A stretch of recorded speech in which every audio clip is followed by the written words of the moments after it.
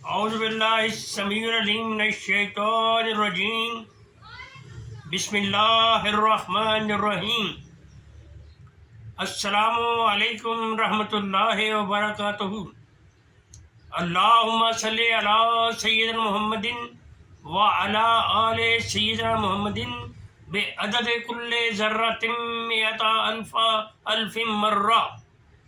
ارشاد ربانی ہے وما ارسلناک الا رحمۃ للعالمین، اور ہم نے آپ کو تمام جہانوں کے لیے رحمت بنا کر بھیجا۔ اس آیت مبارکہ میں اللہ تعالیٰ نے فرمایا کہ میرا محبوب تمام جہانوں کے لیے سراپا رحمت ہے۔ آپ کی ذات ہمارے لیے رحمت کا سرچشمہ ہے۔ جس پر حضور کی رحمت کا سایہ پڑ جائے گویا اس نے دونوں جہاں پا لیے۔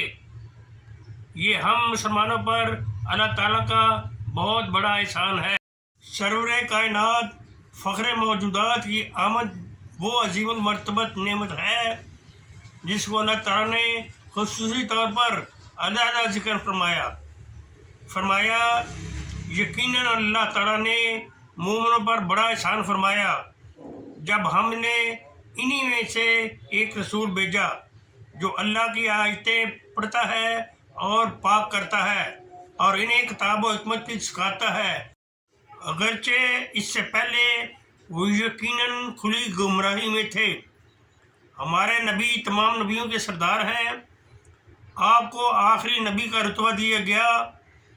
جب اللہ تعالیٰ نے آپ کو رحمت للعالمین کا لقب عطا فرما دیا تو آپ صلی اللہ علیہ وآلہ وسلم کی شان نہیں تھا کہ سلسلہ نبوت جاری رہتا۔ ہمیں چاہیے کہ اللہ تعالیٰ کی اس عظیم نعمت کا شکریہ ادا کرتے ہوئے آمد مصطفیٰ کی خوشی منائیں۔ اللہ تعالیٰ نے سورہ یونس میں فرمایا اے حبیب آپ فرما دیجئے جس پر اللہ کا فضل اور رحمت ہے تو پس چاہیے کہ وہ اس پر خوشی منائیں۔ یہ بہتر ہے ان تمام چیزوں سے جن کو جمع کرتے ہیں۔ یہ ہم پر اللہ کا بہت فضل اور رحمت ہے کہ اس نے آپ صلی اللہ علیہ وآلہ وسلم کو ہمارے لیے رحمت بنا کر بھیجا، اور پھر ہم آپ کی ولادت باسعادت کی خوشی کیوں نہ منائیں؟